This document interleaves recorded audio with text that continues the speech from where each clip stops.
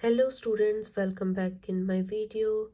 आज हम करेंगे class 10 chapter electricity index question. So let's start. Here first question is, what determine the rate at which energy is delivered by a current? इसमें पूछा है कि क्या डिटरमाइन करता है जिससे एनर्जी जो है वो डिलीवर होगी थ्रू द करंट। तो हम क्या लिखेंगे आंसर में? पावर। पावर जो है वो किसको रिप्रेजेंट करता है? करंट को, रेट ऑफ द करंट। ठीक है। Next question is, an electric motor takes 5 ampere. 5 ampere किसको रिप्रेजेंट कर रहा है? करंट। तो इसमें आपके पास 5 एम्पियर है फ्रॉम अ 220 वोल्ट। तो ये पोटेंशियल हो गया। 220 volt line. Determine the power, यहाँ पे आपको पावर निकालना है मोटर का। And energy consumed in 2 hour. Energy भी बतानी है जब टाइम पीरियड कितना दिया हुआ है, 2 आवर दिया हुआ है। तो देखो इस क्वेश्चन में ये क्या कह रहा है, आपके पास एक इलेक्ट्रिक मोटर है जिसमें 5 एम्पियर करंट फ्लो कर रहा है और उसका पोटेंशियल सोर्स कितना है? 220 वोल्ट है।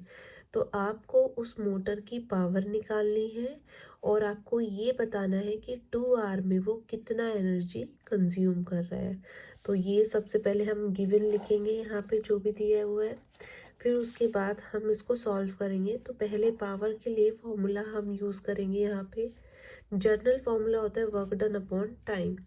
वर्क डन अपॉन टाइम से ही जब आप फर्दर सॉल्व करोगे तो फॉर्मूला हम यूज़ करेंगे V इंटू आई, पोटेंशियल इंटू करंट। अब देखो पोटेंशियल कितना है? 220 एंड करंट इज 5। तो इसको सॉल्व करेंगे 1100। पावर निकाल रहे हैं तो पावर की यूनिट क्या होती है? वाट। तो ये हमारे पास पावर आ गया। नेक्स्ट में हमें क्या निकालना है, क्या कैलकुलेट करना है? एनर्जी। तो पावर का जनरल फॉर्मूला क्या होता है? Work done upon time. और वर्क डन किसके इक्विवेलेंट होता है? एनर्जी के। तो उसको हम एक ही फॉर्म में लिख सकते हैं। जब आप इसको क्रॉस मल्टीप्लाई करोगे तो एनर्जी का फॉर्मूला क्या बन जाएगा? Power into time. पावर हमारे पास कितना है? 1100 वाट। और टाइम कितना है? 2 आवर। तो या तो हम क्या करेंगे, इसको कन्वर्ट करेंगे आर को सेकंड में, या फिर आप क्या करोगे, वाट को कन्वर्ट करोगे किलोवाट के अंदर। ठीक है, क्योंकि हमें एनर्जी फाइंड आउट करना है यहाँ पे। तो एक आपका वाट में दिया हुआ है, एक आर में दिया हुआ है, तो दोनों डिफरेंट सिस्टम में।